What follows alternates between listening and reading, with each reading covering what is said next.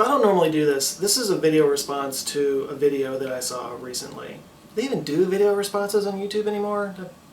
I don't know, do they? Anyway, I follow the Green brothers, Hank and John Green, the Blog Brothers. I guess that makes me a nerd fighter. Is there some kind of test to be a nerd fighter? Do you have to pass some kind of life thing? What is a nerd fighter anyway? I mean, are we fighting against nerds, or are we nerds fighting against somebody else? And if so, what are we fighting? And who are we fighting against anyway? Is it some kind of supervillain come down from the sky? Are we trying to defeat Ultron? Or is it like, you know, actually just defeating worlds suck and just making the world a better place? Oh, I'm sorry. Anyway, DFTBA. So Hank posted an interesting video the other day that asked if humans are worth it to the planet. If we bring anything positive to the table, should we be wiped out because we seem to be just kind of destroying everything? And I can understand this. I've been running through this same kind of thought process lately after I came across some GIFs of a time lapse of what we've done to the world over time in certain areas.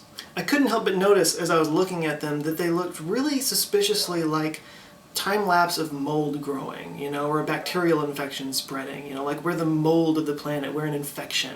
Like maybe Agent Smith was right that humans are a disease, and maybe the cure is global warming or some drug-resistant bacteria or something like that. This is all getting kind of dark. But it brings up an interesting question, like what do we bring to the table? What's the upside to us being here? I mean, as a human, of course, we think that like we're the point of it all, but you know, when you look at the world system as a whole, we seem to just kind of be on a destructive path, and you must start to think, should we even be here? Now, Hank argued that we are worth it because we have a creative element that we bring to the world, and that we create more than we destroy, that we are special creatures. And he got just a touch spiritual when he started talking about how our consciousness kind of interacts with the planet as a whole. Now, I agree with Hank that we bring to the table a creative complexity that, to our current knowledge, is completely unique in the entire universe. But I want to take this a little bit further.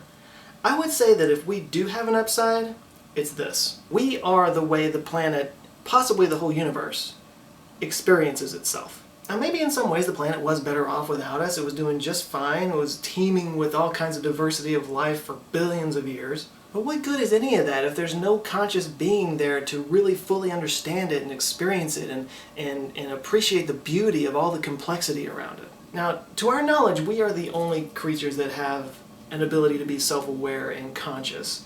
And our brains take up vast amounts of energy and calories and resources from our body, far more than any other organ of our body and far more than any other brain in the natural world. And that's just the cost of self-awareness. Now, if you consider that we are the way that the world experiences itself, we are its self-awareness, then when you look at all the resources we take up, like the deforestation and the rising oceans and the climate change and the extinctions of all kinds of species, maybe that's just the cost of self-awareness. I'm not saying it's okay to do those things, obviously, just go with me here. So I think humanity is an important part of the earth for that specific reason. But I do think that there needs to be a new shift in consciousness if we're going to be able to move forward in a way that is sustainable in the long run. We have to learn to be able to step outside of our egos and our attachments and be able to move things forward, not because it's political or because it's, you know, an easy or expedient thing to do, but because it's right. Now maybe this is something that Hank will touch on in Crash Course Psychology coming up, but according to people like Eckhart Tolle and lots of other guys, the ego is something that was created over time, kind of evolved in us as we became self-aware as a way for us to make sense of all the things around us. But the ego can work against us because it's so rigid in having to believe that everything is true that it makes it hard for us to change, hard to accept new ideas and beliefs. It can start to work against us in the long run. So maybe if you want to look at it that way, maybe we're actually not the awareness of the world, but we're the ego. And we're starting to turn against it. I guess what I'm saying is that if we are the consciousness of the world, then we need to have a new shift in perspective to where we understand that that's our role in the universe, and we need to take it seriously. I know I haven't just come up with anything new. These ideas have been around for a long time. This is not revolutionary or anything, but I find it fascinating, and I thought that it was a nice little addendum to what Hank was talking about last week. So John and Hank, keep up the good work. See you on Tuesday. And Friday.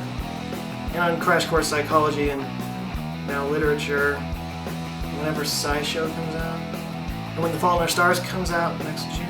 You guys are taking over my life.